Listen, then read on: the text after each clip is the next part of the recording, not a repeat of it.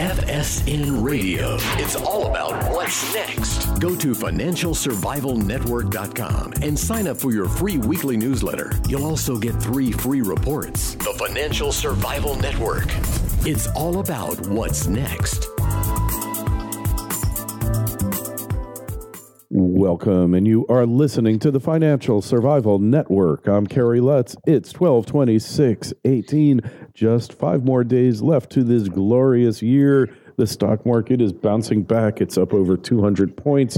Thank goodness for the plunge protection team. What would we ever do without them? And hey, by the way, Merry Christmas, Happy Kwanzaa, whatever your holiday of choice is. We wish you the best and hope that it's a great time for you and the family getting together and experiencing each other's company. You know, as the older you get, the less opportunities you get for these things. And that's why the holidays and family are so important, especially to me. Hey, and I've got 3 millennial children.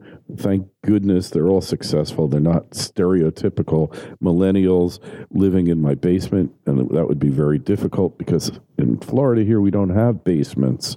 And I don't really have much of an attic either, which means we'd be in our direct path of one another. Thank goodness it hasn't come down to that. But if you are a millennial or you're related to millennials, you're a millennial parent, a parent of a millennial, or you have friends who have millennials, then you need to hear from this person.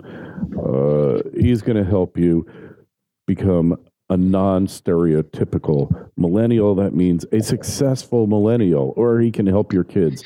His name is Conor Richardson, author, and the name of the website where you find him is Millennial Money Makeover, and that's the name of the book as well, on sale at Amazon, Barnes & Noble, and wherever fine books used to be sold. And Conor, we welcome you to the show. Thanks so much for having me. I'm thrilled to be here. Hey, so, you know, when you think of millennials these days, you think of a kid who's angry social justice warrior, who's burdened with tens of thousands, maybe even over $100,000 of student loan debt, who has a degree in a useless major like puppetry or art history. And don't get me wrong, we're all for learning for the sake of learning, because you got to keep learning your whole life or you become sclerotic and unproductive. But there is a thing called practicality. We don't think of millennials being very practical, and yet your book kind of, in some ways, reinforces that stereotype, but in other ways, you're the anti-millennial yourself.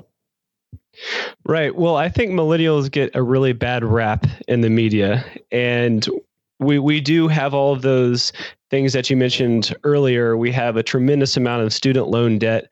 For the graduating class of 2017, the average college debt was around $37,000. And then we also have some credit card debt sprinkled in on top of that as well. So we have debt of roughly $40,000 or more coming out of college. And as you mentioned, some millennials have majors that don't really pack an economic punch, but that's totally okay because we teach them how to turn that around completely with the Millennial Money Makeover and get them on the right track. Hey, and that's like such a good thing because, like you say, they've gotten over indebted and they may not have had their priorities in the right place. You might have said, gee, college is for me, when you should have become an auto mechanic or a welder. You know, one thing about your generation, Conor, is it seems like they're not really into working in industry, working in factories, using their hands. I mean, not all of them, obviously, but somehow you guys got convinced that regardless what your aptitude, your desire, or your ambition, college was the place for you. And that often wasn't the case, was it? No, absolutely not. And we were certainly sold and definitely believed the message that college is the perfect place and quite honestly, maybe the only place where success lies. But actually, nothing could be further from the truth, because if you look at some of quote unquote the unsexy industries, there is terrific opportunity there. And one of the things I talk about in Millennial Money Makeover is this concept of the three things that you can really look at when you're pursuing, let's call it, higher education. So the first is the alternative experience. So these are people like Seth Godin who are offering solutions to higher cost education at a fraction of the price because they believe the higher education system is broken. The second is what we're really talking about. I call it the dirty experience. And that's with people like Mike Rowe, who are advocating trade school and alternative forms of education, not just traditional higher class education in a sense. And those experiences are tremendous for people because of what it allows them to do is allows them to build up a skill set, and they aren't encumbered by the debt that they take on to actually get there. So that can be welding, a whole host of the trades, which we have shifted away from, but were traditionally the backbone of the middle class in this country. Mm-hmm. And like we were saying, not everybody should be in college. So the dirty job thing, look, a lot of jobs are being gotten rid of through automation, through AI, artificial intelligence. So you do need to think outside of the box, right? You do need to look at other means of making a living, and education might be the way to go. But if you weren't a good student in high school, often you're sold a bill of goods that college miraculously is going to turn you into a good student. Right. And often nothing could be further from the truth. So you guys rightfully have a right to be angry, because I think your generation really got conned. Yes, I think there's certainly people in there who, on the, let's call it the lower end of the bell curve, missed out on an opportunity for some reason or another. That may be that they didn't get that second degree. So if you're a philosophy major, you didn't get that economic punch with an economics or finance degree. And there are people who perhaps didn't finish college and did not understand the full ramifications of having that student loan debt and then not finishing. So you definitely miss out on the opportunity for increases in incomes throughout your working life. And then there are people who maybe had both those things happen, or another variable where school wasn't really for them. But that could be an advantage sometimes too, because the earlier you recognize that, the sooner you can correct the path that you're on to. And that is a great point. So look, the fact is that they have gone wrong in a lot of respects, and they have to change course. And that means they have to learn, right? I mean, isn't that what this is about? Teaching people how to learn from their mistakes so that you don't make them again, so that you're actually better prepared to face the world? Yes.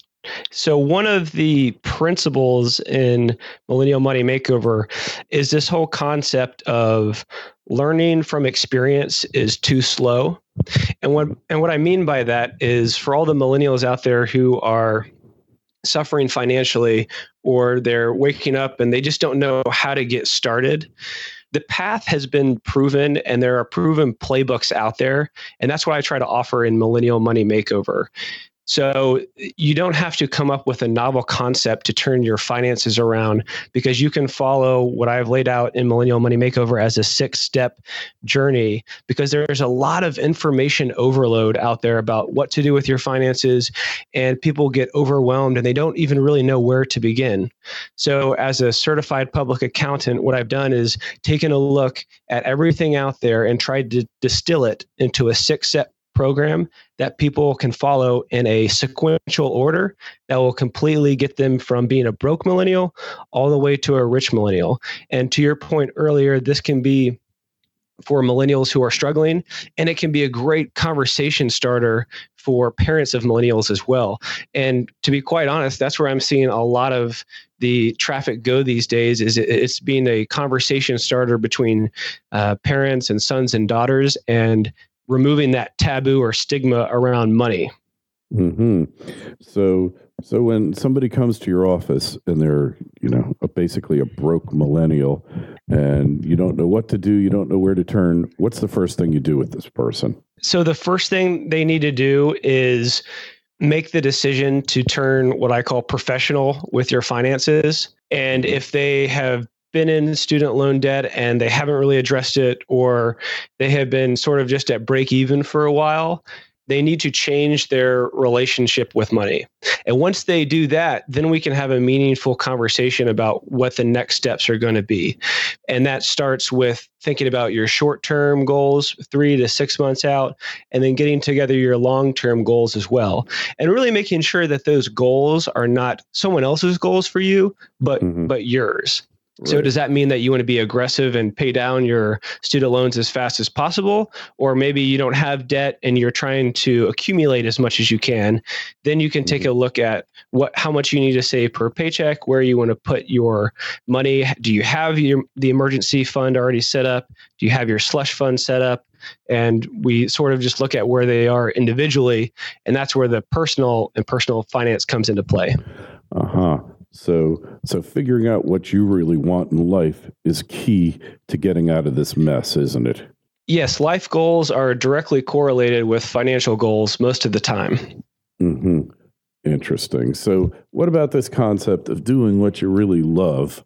All right. Going out there, doing what you love, that isn't necessarily going to pay the bills or keep you current on your student loans, is it? FSN Radio. It's all about what's next. Egypt is on the verge, once again, becoming a world-renowned gold producer. The golden age is being rediscovered. For millennia, ancient Egyptian kingdoms prospered from unparalleled riches. Pharaohs built their empires and flaunted their abundant wealth that was made possible by the country's resource-rich gold deposits. Despite this rich history, modern Egypt remains one of the most underdeveloped gold mining countries in the world. Aton Resources is at the center of the modern Egyptian mining world, diligently working both as the only public exploration company in Egypt today and as the advocate for mining reform with the Egyptian government. However, those that arrive early like Aton will reap the best rewards. Aton's discovery of the legendary Lost Mountain of Gold at Radruin and its current aggressive drilling program there could potentially reap those rewards. Aton Resources is focused on its 100% owned Abu Marawat concession in the Arabian-Nubian Shield, located 200 kilometers north of Centamin Sakari's world-class gold mine. Aton possesses first-mover advantage in the under-followed jurisdiction of Egypt, which is currently undergoing mining reform. To stay on top of Aton's latest drill results and news, go to atonresources.com. Aton trades on the TSX-V under the ticker AAN and on the OTC under the ticker ANLBF. The Financial Survival Network. It's all about what's next. No, for the lucky few, it will. And those are the people we hear about most often.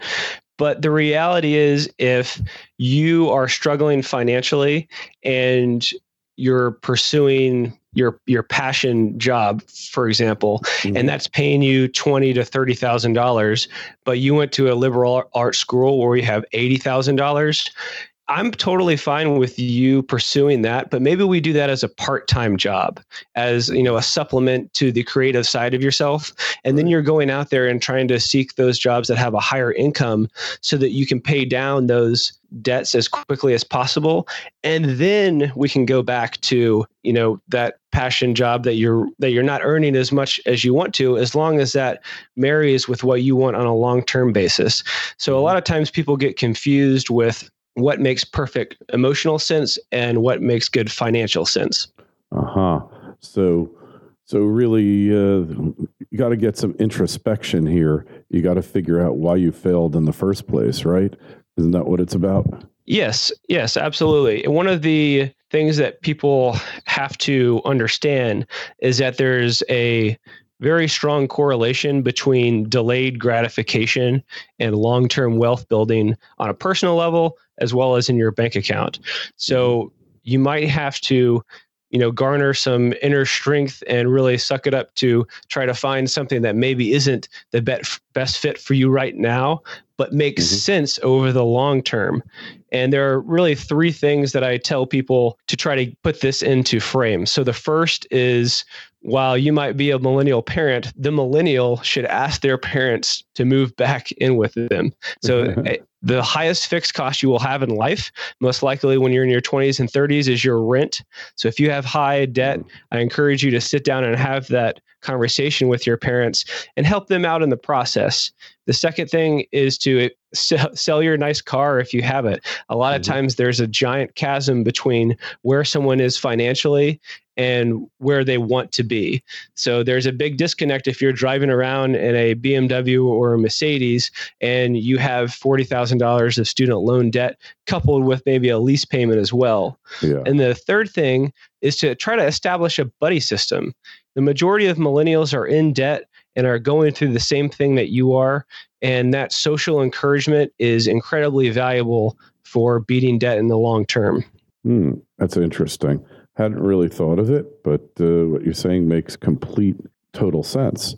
So then you got to have a plan, obviously, right? This is all about having a plan. And what should be your time frame for the plan, and what are your goals in the plan? Obviously, getting out of debt, but you want to acquire wealth as well, right? Absolutely. So that really depends on where you are in your financial life cycle, let's call it. And you want to establish those short-term goals, which are 3 to 6 months in nature. And if you're out of debt, that could be building up savings and putting money into investments. And then your long-term goals could be, establishing 1 to 5 years of savings or investments over my monthly expenses. So that's really where I tell people to focus on how you're doing financially with how much you have covered to cover your monthly expenses. So 3 to 6 months is a great target when you're first getting started. 5 years in the book I refer to as FU money. And that's when you can decide to maybe start your own business or leave the job that you really don't like and pursue something that you can make income in and then have that sort of passion with it as well. But it all depends on where you want to go and how quickly you want to go there. I have people that come to me that say, I have $50,000 in debt. I want to wipe this thing out in 2 years. Okay, then we do the math and how much do you actually need to pay on that debt each month? Well, if you're living in a high rise in downtown, maybe you need to move out to the suburbs for a little bit or move back in with the parents to throw as much cash as you can at that balance. And it can also work for accumulating investments as well, or maybe a down payment on a house. So if you make that initial sacrifice early, the long-term benefits are tremendous. So, but you're going to get resistance from these people, right? That, hey, I'm a failure, I didn't make it. And the idea of moving back in with my parents, how could I do such a thing? It's really, this is about the worst thing ever that you're telling me to do. How do you assuage their feelings of failure and insecurity? Well, I point out the fact that their past decisions led them to where they are today. But today is new and the future is bright. And if you make the decision to change your relationship with your money and how you are going to better yourself in the future, that decision today can be a stopping point. And you will remember your life in 2 phases. The first is before you made this decision, and the second is after. And after is better. Definitely agree with you there. Hey, how did you avoid making these mistakes yourself, Conor? Well, I didn't. So I had some credit card debt, and my wife and I paid off student loans. And in that process, I realized that this could be a long-term process or it could be a short-term process.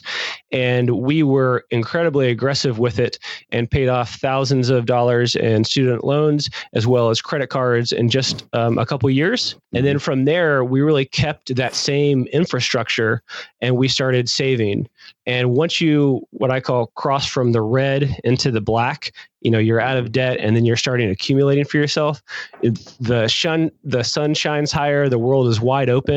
You can start investing and seeing your money grow at an exponential rate. So all of this is through academic research and literature that I've boiled down into a book, as well as sort of anecdotal evidence from my own life and the fact that you completely can turn yourself around in a very short amount of time. Hey, and that's a great story. And that you pulled yourself out, you and your wife did it. I find that pretty remarkable. And I'm impressed by it. So, but obviously it started with a desire to do it, the recognition that your previous plan wasn't a plan for success. No. So people come to you. Just tell us about some people who've come to you and you've helped them work things out. Yeah. So it's funny because as I started, so I have this website, Millennial Money Makeover. And as I've started writing more and more, I'll get emails or direct messages from people, or I'll be out at a social event and I'll have people sort of kind of pull me aside and ask me questions. But I get questions. There was a married couple who the husband came to me and was discussing the fact that his wife had a lot of student loan debt and he had some savings built up and they were newly married. And he was asking me, should I pay off the student loan debt or should I keep this money in savings? And it's a conversation that we're sort of starting to have now about the debt payment. And, my answer to him is that what a terrific way to start your marriage is if you can become debt-free right off the bat. That way you've eliminated this together and you start from zero and you build up from there based off of what you two want your life to look like in the future. And that's what they did. And they're having great success now. But it's getting people to have that conversation and to realize that the debt is real and it's definitely not going away unless you eradicate it quickly. Mm-hmm. Yeah, that is for sure. And it sounds like you're never going to be at a want for clients here, Conor. It sounds like No. You got millions of potential clients, and we wish you the best of luck on your book. And just give us again the name of the website where we find you and where we can begin to make it all happen. So you can find me at millennialmoneymakeover.com. And my book is on sale at Amazon, Barnes & Noble, and as we say, wherever books are sold. So if you enjoy what you read or you have any questions, please feel free to email me at Conor, CONOR, at millennialmoneymakeover.com. I love hearing from people who read the book and read the website and all my articles. So if you're struggling, you can do this, and the future is bright. All right. The future is bright. Hey, thank you so much for coming on. Any questions, comments, be a part of the show and email us at kl@kerrylutz.com. The Twitter feed's at Kerry Lutz, Facebook page, Financial Survival Network. And hey, if you're listening on YouTube, then please subscribe, like, and share. It really helps us when you do that. And if you're not listening on YouTube, if you're just hearing the podcast, please share it with friends, people who you think this can help. I'm sure you know plenty of millennials out there who could really use Conor's help. So please send them a link to the podcast. Conor, been great having you on. We'll look forward to speaking with you again. Thanks so much for having me. FSN Radio. It's all about what's next. Go to financialsurvivalnetwork.com and sign up for your free weekly newsletter. You'll also get 3 free reports. The Financial Survival Network. It's all about what's next.